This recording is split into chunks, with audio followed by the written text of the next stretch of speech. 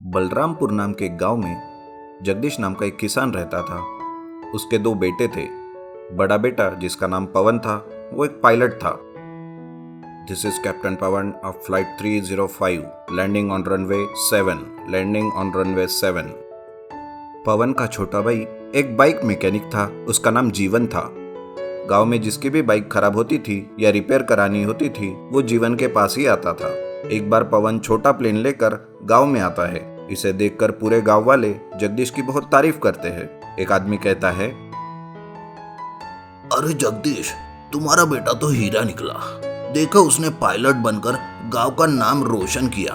तुम बड़े किस्मत वाले हो जो तुम्हें ऐसा बेटा मिला है। अरे जीवन, तुम भी ढंग से पढ़ाई करते तो आज अपने बड़े भाई के जैसे ही गांव का नाम रोशन करते। क्यों तुम गांव में बाइक रिपेयर करके अपना टाइम खराब कर रहे हो? आपकी बात सही है, लेकिन पवन को बचपन से ही एरोप्लेन में इंटरेस्ट था, इसलिए वो बड़ा होकर पायलट बना। लेकिन मुझे बाइक में ज्यादा लगाव था, इसलिए मैं बाइक मैकेनिक बना। लेकिन इसका मतलब ये नहीं कि मुझे मेरे भाई के लिए कम खुशी हुई है। वो पायलट बना, इसकी सबसे ज्यादा खुशी तो मुझे ही हुई है।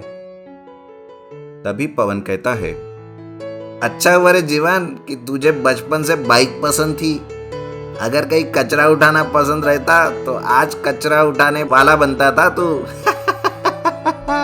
लेकिन कम से कम तूने औकात के हिसाब से बाइक मैकेनिक बनकर हमारी इज्जत बचा दी। पवन की बातें सुनकर गांव के सभी लोग जीवन पर हंसते हैं और जीवन भी बहुत उदास होता है। फिर थोड़ी देर गांव वालों से बात करके पवन अपनी पूरी फैमिली को प्लेन में बिठाता है और एक उड़ान पर लेकर जाता है। प्लेन उड़ाते हुए पवन कहता है, माँ, बाबूजी, मुझे प्रमोशन मिला है और मेरी पगार भी बढ़ गई है। अब इस गांव में इस बाइक मैकेनिक के साथ रहने से अच्छा है आप लोग मेरे साथ रहने आओ। कम से कम मेरी इज्जत बचेगी।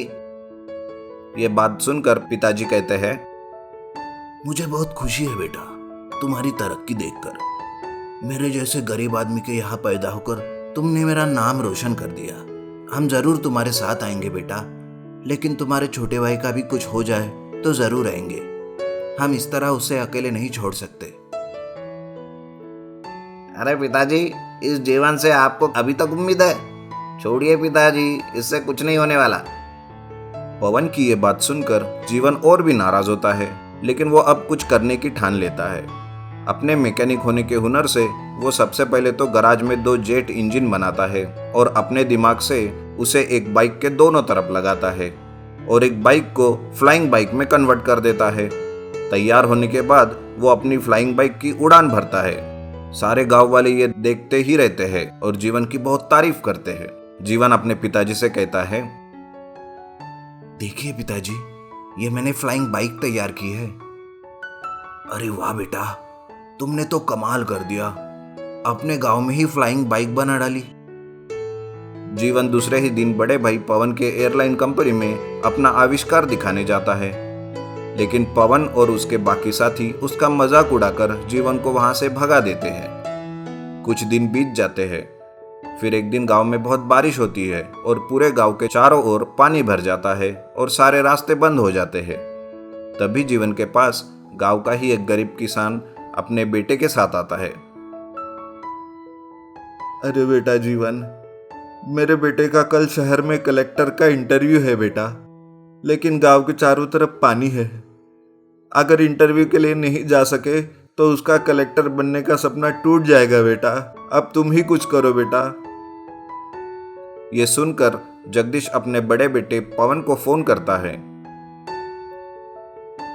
अरे बेटा पवन, गांव में बारिश की वजह से चारों तरफ पानी भर गया है। मेरे दोस्त के बेटे का कलेक्टर का कल इंटरव्यू है। क्या तुम उस दिन के जैसे प्लेन लेकर आओगे बेटा? अरे क्या बात कर रहे पिताजी, अब गांव के भिखारियों के लिए ही मैं यहाँ बैठा हूँ।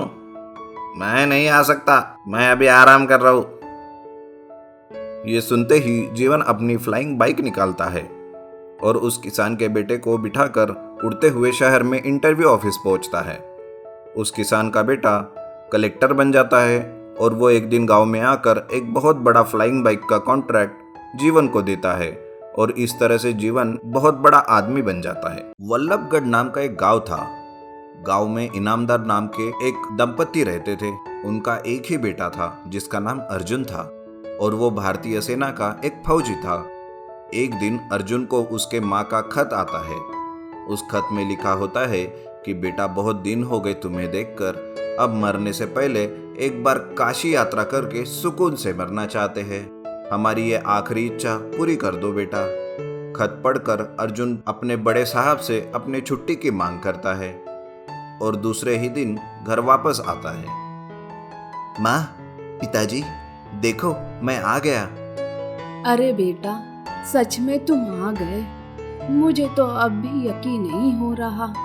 आओ बेटा, अपने बाबूजी से मिलिए। बेटा, अच्छा हुआ बेटा तुम आ गए। इस आखिरी समय में हमारी आखिरी इच्छा पूरी कर दो बेटा और हमें काशी दर्शन के लिए लेकर चलो बेटा। अर्जुन कहता है कि अपने माँ बाबूजी को वो किसी किराए की कार से काशी लेकर जाए, लेकिन तभी उसकी माँ उससे कहती है, अरे बेटा, तुम्हारे बाबूजी की पहले ही कमर टूट गई है और मैं भी ज्यादा देर तक एक जगह पर बैठ नहीं सकती। अगर कोशिश करी और कुछ कम ज्यादा हो गया तो बेटा, इसीलिए कोई दूसरा उपाय सोचो बेटा। अर्जुन रात भर इस बारे में सोचता है और दूसरे दिन वो शहर जाकर वैनिटी वैन लेने की सोचता है और दूसरे दिन अपना बैंक अकाउंट देखता है, लेकिन वो गाड़ी खरीदने के लिए उसके पास पर्याप्त रुपए नहीं रहते। इसलिए वो अपने बड़े साहब से मिलने के लिए जाता है और कहता है, साहब, मेरे माँ बाप की आखिरी इच्छा है कि वो काशी दर्शन कर ले, लेकिन इस उम्र में वो सफर करने के लायक नहीं है। इसलिए मैं एक वैनिटी वैन खरीदने के लिए बैंक से लोन लेना चाहता हूँ। लेकिन अर्जुन, तुम्हारा पहला लोन जो तुमने घर बांधने के लिए लिया था वो अभी पूरा नहीं हुआ। इस वजह से तुम अभी दूसरा लोन नहीं ले सकते। मेरी मदद कीजिए साहब, नहीं तो फिर मैं कैसे अपने माँ बाप को काशी दर्शन ले जा पाऊंगा? कुछ तो रास्ता होगा। अर्जुन और उसके साहब दोनों सोच में पड़ जाते हैं कि क्या हो सकता है, लेकिन उन्हें कोई रास्ता नहीं मिलता। अर्जुन मायूस होकर उनके ऑफिस से जाता रहता है। तभी साहब की नजर एक पुराने बैटल टैंक पर पड़ती है। साहब अर्जुन से कहते हैं, अरे अर्जुन, रुको एक मिनट। एक रास्ता है जिससे तुम अपने माँ बाप को काशी दर्शन पर ले जा सकते हो। वो देख रहे हो, वो पुराना बैटल टैंक है जो अब आर्मी से रिटायर हो चुका है।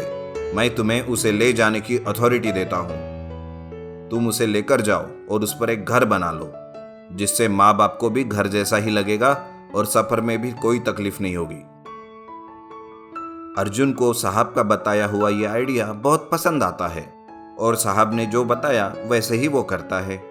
वो बैटल टैंक अपने घर लेकर जाता है और उस पर एक लोहे का प्लेटफॉर्म रखता है। उसे वो आयरन वेल्डिंग करके बैटल टैंक को जोड़ देता है। फिर एक बड़ी सी क्रेन से अपने पूरे घर को उठाता है और टैंक पर रखता है और आखिर में अपने घर को उस टैंक पर रखे लोहे के प्लेटफॉर्म से नट बोल्ट लगाकर कस देता है और इस तरह से वो अपने घर को एक बैटल टैंक हाउस में बदल देता है। अर्जुन माँ बाप को घर में बिठाता है और अपने सफर पर निकल पड़ता है। वो जिस जिस शहर से जाता है वहाँ के लोग उसके बैटल टैंक हाउस को बड़े ही अचरज से देखते हैं। कुछ ही दिनों में उसके इस सफर की बातें न्यूज चैनल पर आ जाती है और सारे भारत के लोग उसके बैटल टैंक हाउस को टीवी पर देखते हैं। कुछ ही दिनों में अर्जुन माँ बाप को लेकर काशी पहुंचता है और उन्हें काशी के दर्शन करवाता है।